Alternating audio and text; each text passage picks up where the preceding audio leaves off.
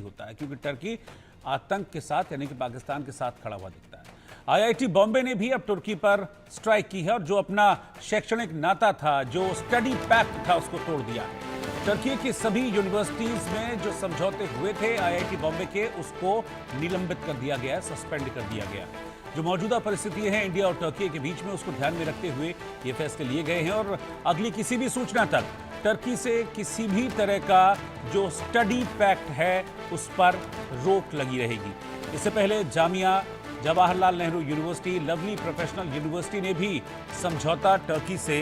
तोड़ दिया है। किसी भी तरह का स्टडी कोलैबोरेशन नहीं होगा टर्की के साथ, जो अभी तक हो भी रहे थे जिन जिन यूनिवर्सिटीज के, कॉलेजेस के, उन्होंने भी टर्की के साथ अपने जो स्टडी कोलैबोरेशन थे उनको तोड़ दिया है।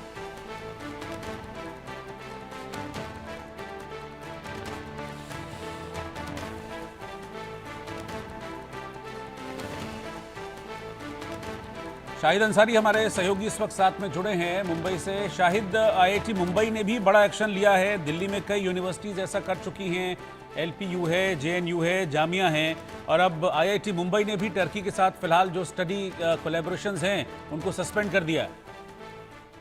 जी रोहित, देखिए, जिस तरह से भारत की एक मुहिम रही है कि तुर्की का बाइकआउट करने की, वो मुहिम सिर्फ ऐसा नहीं है कि सिर्फ कारोबार के क्षेत्र में है, बल्कि हर क्षेत्र में है। और इससे पहले मुंबई पवई आईआईटी ने जो है साफ कर दिया है कि जो अभी भी कोई भी रिसर्च प्रोग्राम या कोर्सेज से रिलेटेड तुर्की से जो भी उनके समझौते या संबंध हैं, उस चीज को लेकर अभी भी कुछ भी ना किया जाए। ये उन्होंने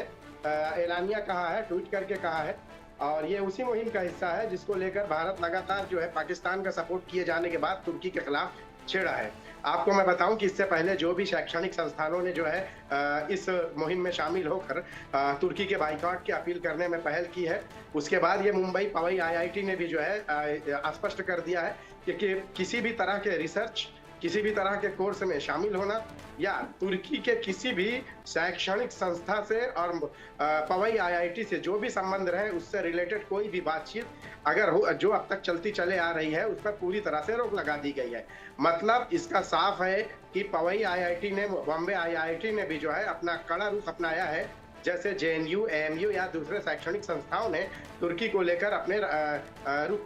को जाहिर किया है। और ये आपको मैं बता दूं कि जैसे भारत ने जो है तुर्की के बाइकआउट करने के लिए जैसे कारोबार से लेकर दूसरे प्रोडक्ट को लेकर बाइकआउट करने की बात कही है, तो उन्हीं में से एक ये भी शामिल है, उस मुहिम में ये भी शामिल है कि बड़े पैमाने पर बड़ी तादाद में जो है तुर्की से और यहाँ पे जो रिसर्च की जाती है वो